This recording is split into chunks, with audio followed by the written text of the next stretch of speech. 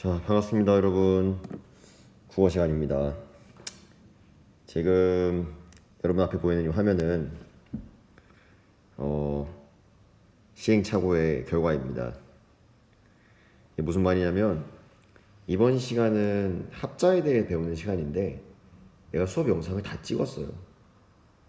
근데 유튜브까지 올려놨는데 확인해 보니까 소리가 안 들어갔더라고요. 마이크를 꺼놓고 신나게 한 시간을 찍었습니다. 참 허탈한데 다시 한번 처음부터 수업을 해보려고 하겠습니다. 음성만 다시 찍어서 의피일까도 싶었는데 그냥 차라리 다시 찍는 게 나을 것 같아요. 마음이 아프네.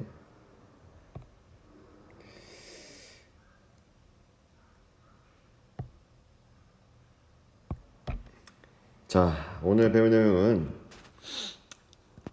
여기 부제목 보이죠? 자음과 모음의 결합, 합자라는 내용인데 글자 낱낱의 글자인 자음과 모음을 어떻게 결합해서 사용하는가에 대한 내용이에요. 한번 들어가기 전에 우리가 뭘 배웠는지 한번 복습을 해보자고요. 우리는 후민자음 상제 원리에 대해 배우고 있고요. 오늘 그 마지막 시간인데 가장 먼저 상형의 원리에 대해 배웠죠. 상형이란 모양을 본뜨는 원리였고 이 상형의 원리는 각각 자음의 상형의 원리, 자음자와 모음자의 기본자를 만드는 데 적용되었습니다.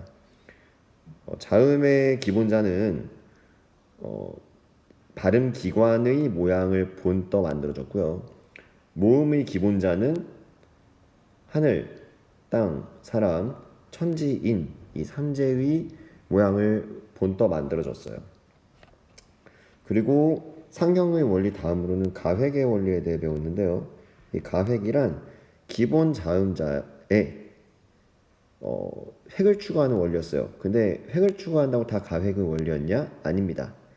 기본 자음자로부터 소리가 세지는 것, 소리가 점점 세져서 나타나는 다른 자음자들을 획을 추가해서 표현하는 걸 가획이라고 했어요. 그리고 이제 가획 말고 간단하게 이체라는 원리에 대해서도 언급을 했었는데 가획은 소리가 세질 때 획을 추가했지만 이체는 소리가 세지는 현상이 들어있지 않다 그랬죠. 그래서 가획과 다르다. 획은 추가되었을지 모른다. 모양이 좀 더 바뀌었을지 모른다. 하지만 소리가 세지진 않았다. 그래서 가획과는 다르게 모양을 다르게 하였다라는 의미로 이체라고 이름 붙인 원리가 있었습니다. 창제 원리가. 자, 이체 다음으로 우리가 지난 시간에 합성의 원리에 대해 배웠죠. 자, 합성의 원리란 기본 자음자끼리 결합해서 정정합니다. 기본 모음자끼리 결합해서 천지인 기본 모음자끼리 결합해서 새로운 글자를 만드는 원리였고 그 아래아와 의와 이가 의 또는 이가 만나서 오, 아, 우, 어 초출자를 만들었죠. 이 초출자 오, 아, 우, 어에 사람인을 의미하는 이가 결합해서 요, 야, 유, 여를 만든다고 설명했었습니다. 그래서 두 번째로 만들어진 글자를 제출자라 한다 그랬죠. 처음 천지인 삼재를 의미하는 기본 모음자끼리 결합해서 만들어진 게 초출자. 그리고 한 번 더 기본자끼리 결합한 게 제출자라고 한다고 배웠습니다. 자, 5분 정도 동안 마이크 켜져 있죠? 좀 불안하네. 자, 지금까지 한 5분 동안 지난 시간 내용을 복습했고요. 오늘은 합자에 대해서 일단 교과서 본문 먼저 보겠습니다. 본문 영상을 먼저 한번 같이 보죠. 요거 영상 할 때는 마이크를 끄는 게 깔끔하게 녹음되더라고요. 체계적이고 독창적인 방법으로 탄생한 훈민정음 28자. 그렇다면 이 자음자와 모음자는 어떻게 글자를 이루었을까? 자음자와 모음자를 합쳐도 글자가 되고 자음자를 초성으로, 모음자를 중성으로, 자음자를 중성으로 더해 하나의 글자를 만들 수도 있다. 이처럼 자음자와 모음자의 유기적인 결합을 통해 살아 움직이는 문자를 완성할 수 있었던 것이다. 독창적이고 과학적이며 실용적인 문자. 바로 자랑스러운 우리의 문자, 한글이다.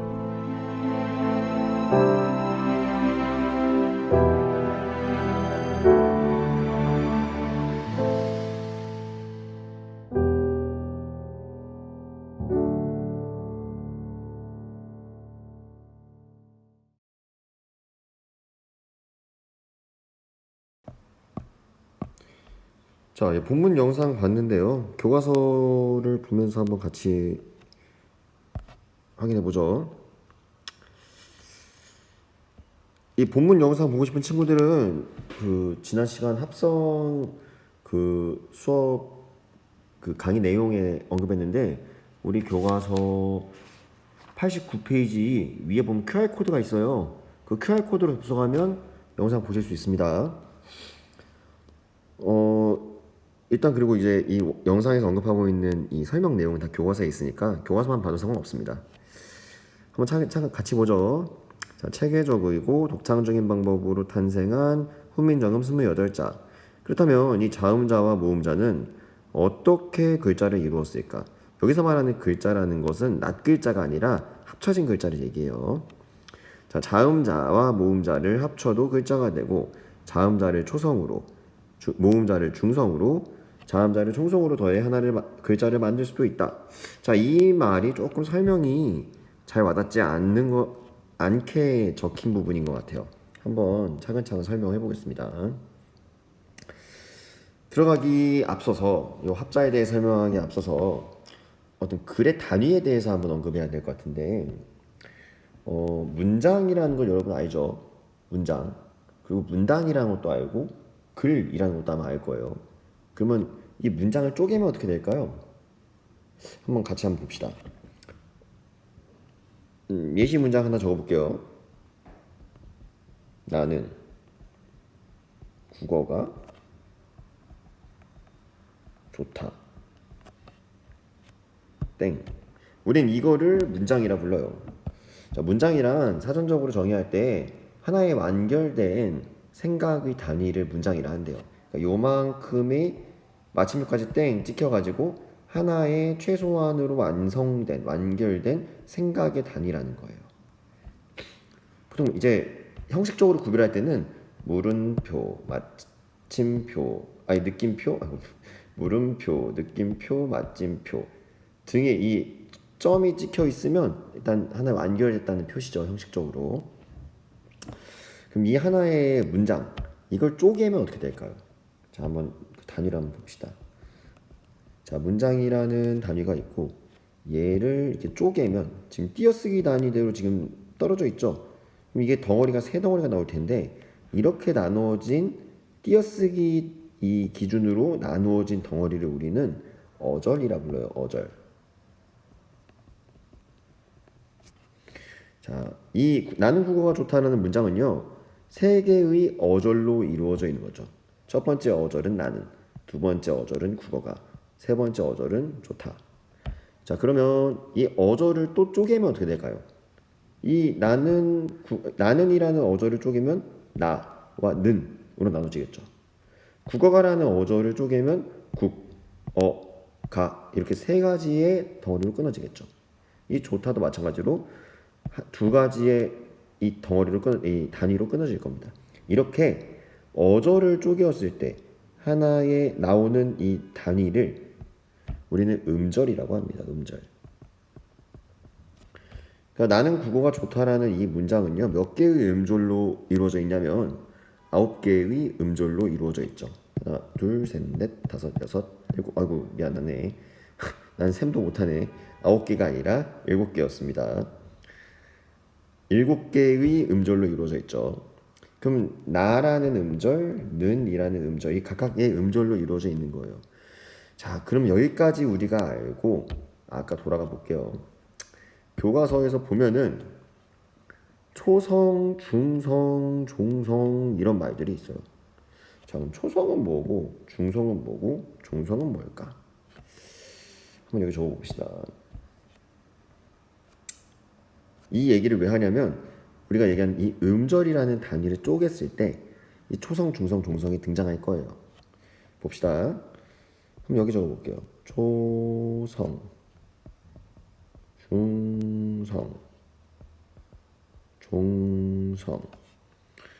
자, 초성이란 말은 이 한자어인데요.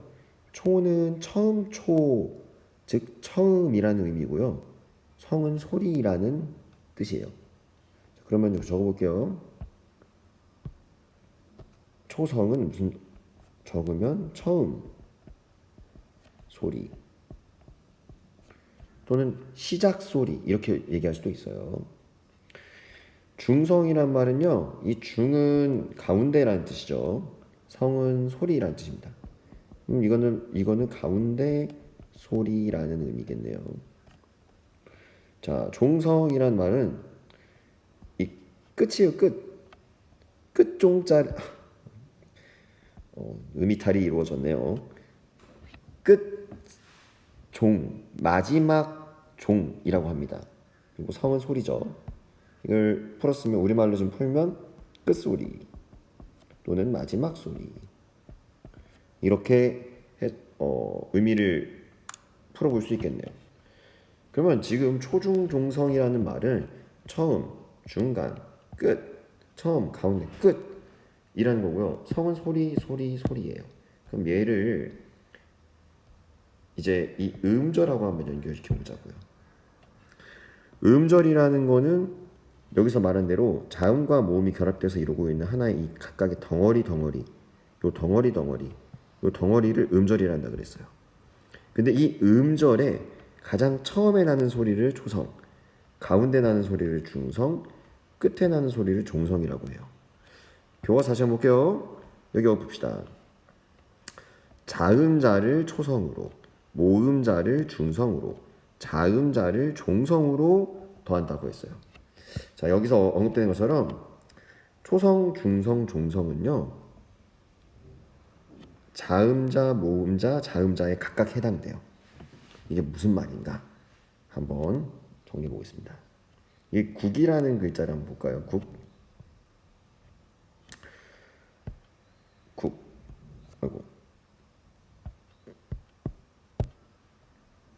이 국이라는 글자를 한번 풀어보면 여기에 자음, 모음, 자음이 어떻게 있죠?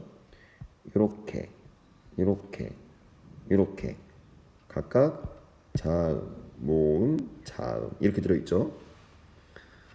그래서 이렇게 하나의 음절을 풀었을 때 처음 나온 자음을 초성, 그 다음 나온 모음을 중성, 마지막에 나오는 자음을 종성이라고 합니다.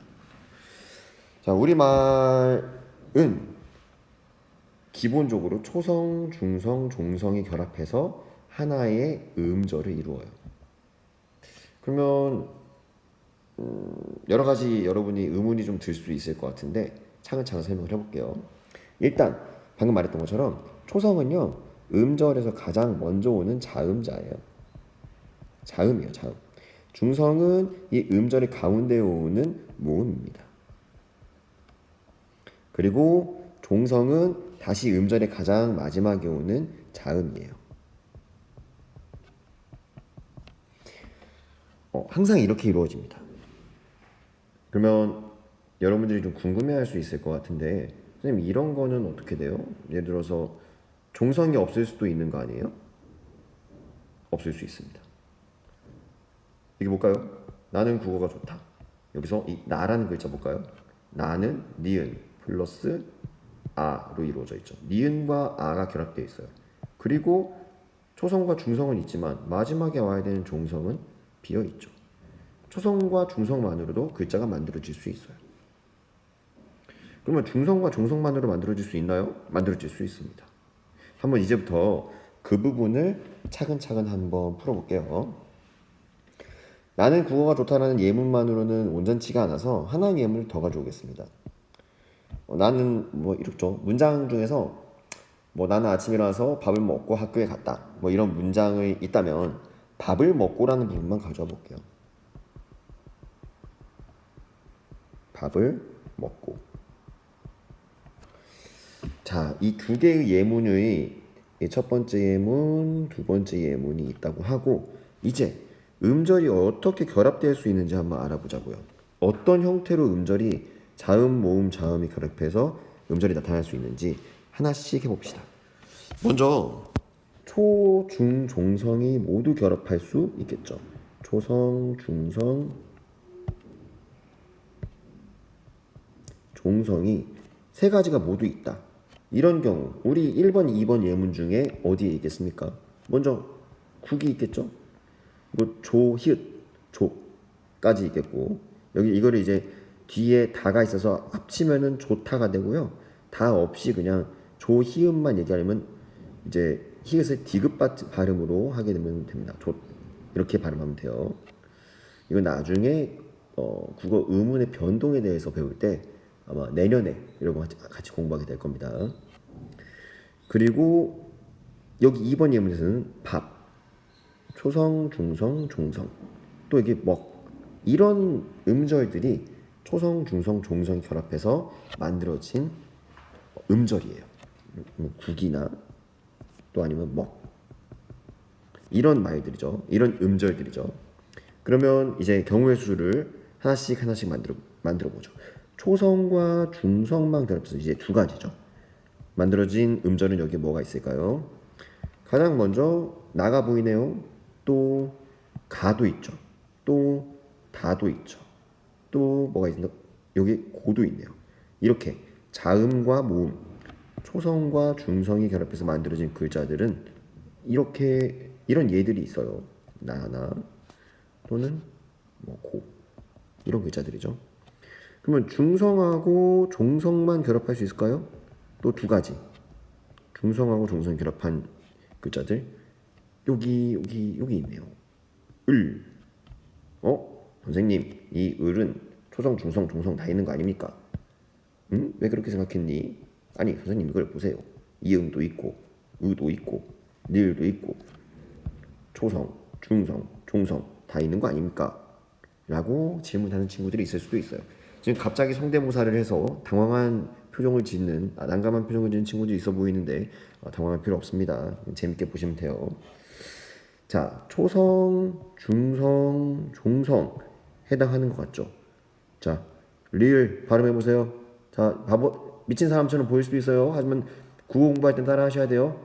르 발음 어떻게 합니까? 이 르 밥을 먹고 여기서 리을만 발음해 보세요. 이 소리 나죠? 발음해 보세요. 합치면 뭐라? 이거 발음해봐요. 이거 두 개 발음해보세요. 얘는 무엇인고? 얘는 소리가 납니까? 안 납니다. 얘는 소리가 없어요. 그럼 왜 적어줬냐? 그냥 모양이 어색해지지 말라고. 모양을 갖추어 쓰기 위해서 그냥 넣어준 소리가 없는 글자입니다.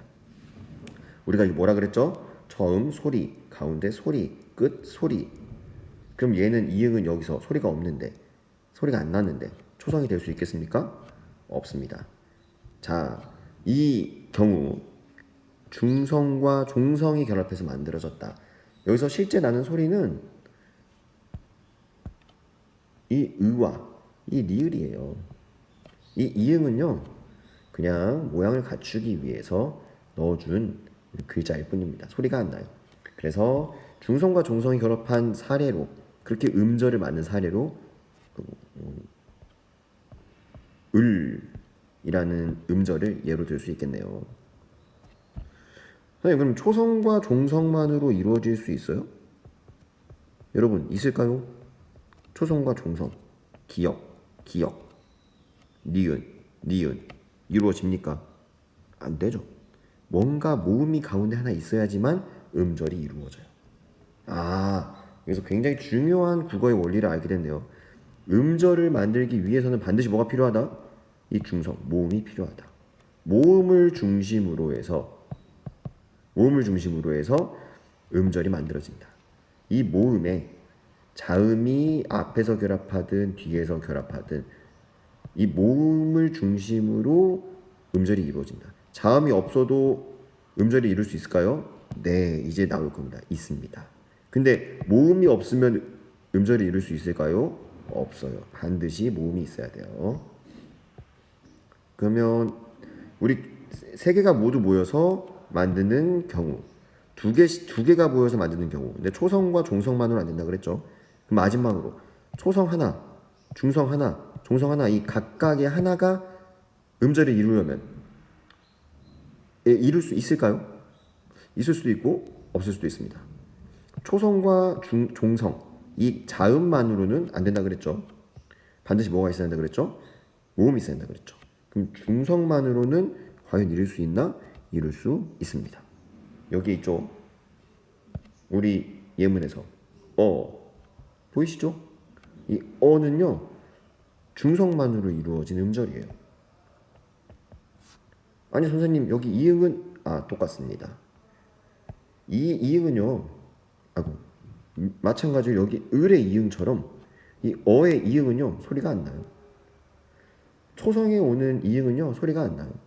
네, 이 소리가 안 나죠. 이거 읽어보세요. 이거 읽어보세요.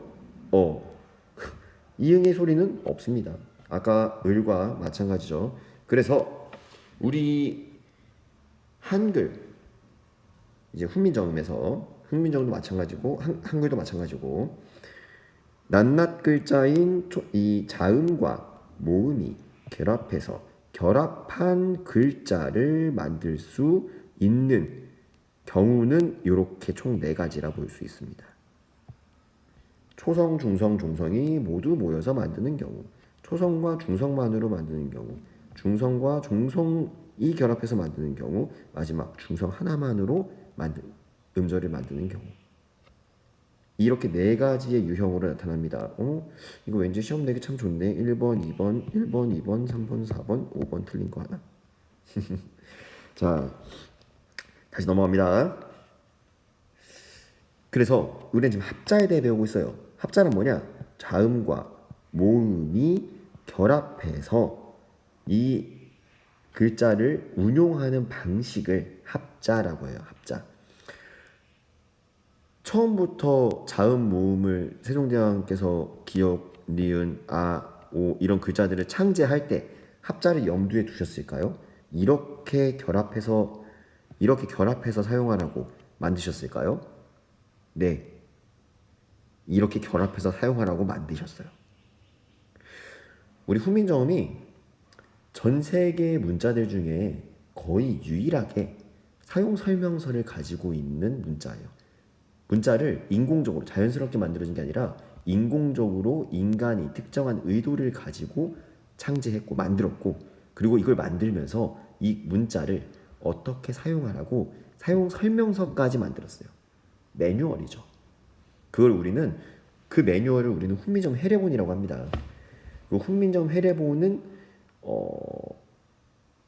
직접 이 국가기관에서 왕과 신하들이 함께 만들었는데 거의 대부분 세종대왕님께서 주도적으로 만들었다고 보는 것이 지금의 정설입니다. 그 훈민정음 해례본에서 합자에 대한 설명이 있어요. 어떻게 설명하고 있냐면 여기다 그냥 이거 참고로 한번 알아주세요. 이 자음과 모음이 결합해서 글자를 이루는데 근데 이 다시 받침에 자음이 올 수도 있어요. 그래서 이거를 우리는 초성과 중성, 종성이 결합해서 초중종성 합이성자라고 해요.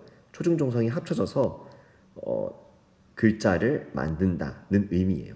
근데 이때 이 모음의 위치가 어디에 오느냐 또 설명하셨어요.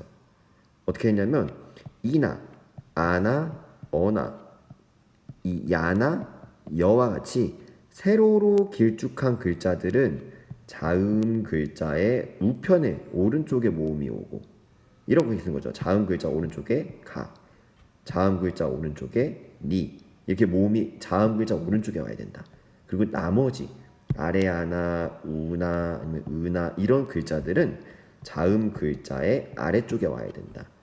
기역에 우, 구, 니은에 으, 느 이렇게 모음이 자음 글자의 아래쪽에 와야 된다.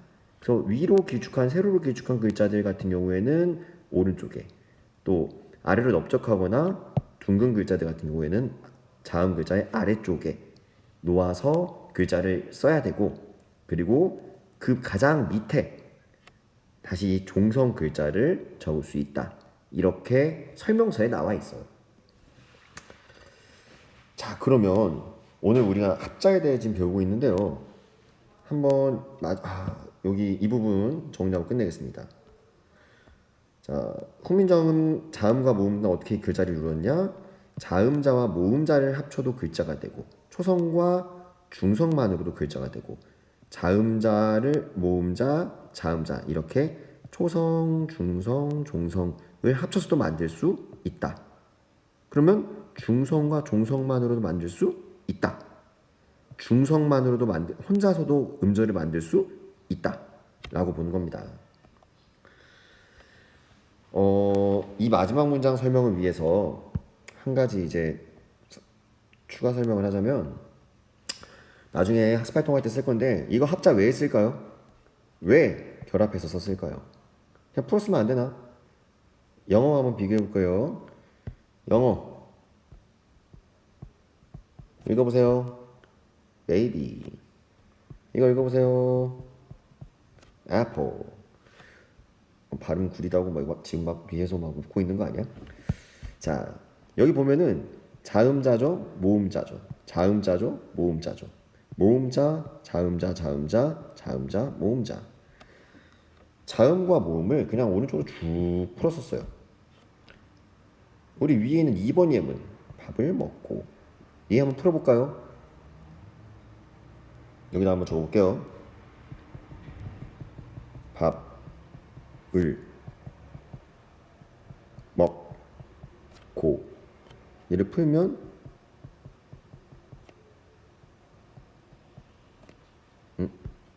좀 붙여야겠다. 띄어쓰기는 그냥 그대로 적용시켜 준다면. 실수가 많네. 이렇게 풀겠죠. 자, 요건 1번이라 합시다. 우리 2번이라 합시다. 1번 방식으로 적는 것을 우리는 모아쓰기라고 해요. 모아쓰기. 글자를 음절 단위로 모아 쓰는 거예요. 2번 방식으로 쓰는 걸 우리는 풀어쓰기로 합니다. 자, 이거 음절 단위로 자음, 모음, 자음 이렇게 모아 적는 거랑 이렇게 풀어 적는 거랑, 우리 지금 여기 나와 있는 알파벳은 어떻게 적어요? 모아 적습니까? 그냥 쭉 풀어 쓰죠. 풀어 적죠. 네. 단어 단위로 풀어 적어요. 근데 우리는 이 초중종성을 합쳐서 음절을 이루어서 적어요. 1번 방식과 2번 방식이 있을 때 왜 1번 방식을 선택했을까요? 자, 여러분 그냥 글자 볼 때 딱 봤을 때 1번이 눈에 들어옵니까? 2번이 눈에 들어옵니까? 1번이 눈에 더 쉽게 들어올 겁니다. 한눈에 더 확 들어올 거예요. 모았을 때 모았으면요. 이해할 때 굉장히 편리해요. 이 풀었으면요. 이해할 때 굉장히 불편합니다. 근데 이 풀어쓰기도 장점은 있어요. 언제 장점이 있냐? 내가 표현할 때 편해요. 그냥 이렇게 모아서 쓰려면요. 음절 단위에 대한 지식이 있어야 돼요. 또 우리 옛날에 기억해보세요. 여러분들 어릴 때 중학교 저학년 또는 유치원 다닐 때, 어린이집 다닐 때, 한글 처음 배웠을 때, 그때 이 받침, 받아쓰기 할 때 이 받침 글자 적는 게 참 어려웠죠. 네, 이 소리 나는데 막 적게 되니까. 근데 이렇게 풀어 쓰게 되면은 그냥 글자 하나하나를 그냥 쭉 나열하면 되기 때문에 처음 글을 배우고 익힐 때는 표현하는 게 풀어쓰기 훨씬 편하게 느껴요. 근데 표현할 때의 편리함보다 이해할 때의 불편함이 압도적으로 큽니다. 이 2번 방식대로 하게 되면. 그래서 우리가 더 쉽고 더 체계적으로 문자 생활을 영위하라고 이 모아쓰기 방식으로 이 글자를 운용할 것을 다 설계하고 자음과 모음을 만든 겁니다. 자, 우리가 왜 이 합자를 왜 하냐? 자음과 모음을 결합시키냐? 그냥 쭉 나열하면 되는 거 아니냐? 더 쉽게 뭐 하기 위해서요? 이해하기 위해서입니다. 더 쉽게 문자를 이해하기 위해서. 오늘 시간은요, 우리가 합자에 대해서 함께 배우고 교과서 본문 이제 내용 마무리 지었습니다. 마지막 18번 문단 읽어보면서 마칠게요. 이처럼 자음자와 모음자와 유기적인 결합을 통해 살아 움직이는 문자를 완성할 수 있었던 것이다. 이것도 설명 안 하려고 그랬는데, 여러분 여기 그러면 이 문자 이렇게 음절 모양이 몇 가지가 나올 것 같아요? 이렇게 만들면 자음 글자 몇 개라 그랬죠? 14개라 그랬죠. 근데 안 쓸 수도 있으니까 15가지의 경우의 수가 이 초성 자리에 올 수 있습니다. 중성 자리에 오는 이 모음 글자 몇 개라 그랬죠? 11개라 그랬죠. 내가 이거 착각했네. 현대 한글이 자음이 14자고요. 13자고요. 우리 다 틀렸다. 초성 자리에 올 수 있는 자음 글자 17개라 그랬죠. 훈민정음 만들었을 때는. 그 초성을 안 쓸 수도 있으니까. 아니다. 초성 안 마지막 꼬이네. 미안해요. 초성을 안 쓴다고 해도 이응을 적어야 되니까 어차피 17개 안에 들어 있습니다. 자, 모음 글자 자리에 올 수 있는 거 몇 개 올 수 있다 그랬죠? 14개 올 수 있다 그랬죠. 또 마지막 종성 자리에 올 수 있는 글자는 마찬가지 17개인데 종성은 안 쓸 수도 있죠. 종성은 안 쓸 수도 있으니까 18개의 경우가 올 수 있습니다. 17 곱하기 14 곱하기 18 이 숫자만큼 음절이 만들어질 수 있어요. 음절의 모양이 어마어마하게 많죠. 그래서 여기에 살아 움직이는 문자라고 표현한 거예요. 초성과 중성, 종성이 결합하면 이렇게 무엇과 무엇이 결합하냐에 따라서 모양이 완전 달라지는데 음절의 모양이 달라지는데 음절의 모양이 너무 많으니까 살아 움직이는 것처럼 표현을 한 겁니다. 자, 독창적이고 과학적이며 실용적인 문자, 바로 자랑스러운 우리의 문자 한글이다. 요 한글의 독창성과 과학성, 실용성에 대해서는 학습 활동하면서 한 번 더 짚고 넘어가도록 하겠습니다. 자, 이렇게 해서 우리 교과서 훈민정음 창제 원리 단원의 순환 본문 내용 모두 정리했습니다. 수업 듣느라 대단히 고생 많았고요. 복습 한번 꼭 훑어보면서 해보시고 다음 시간에 봅시다. 안녕.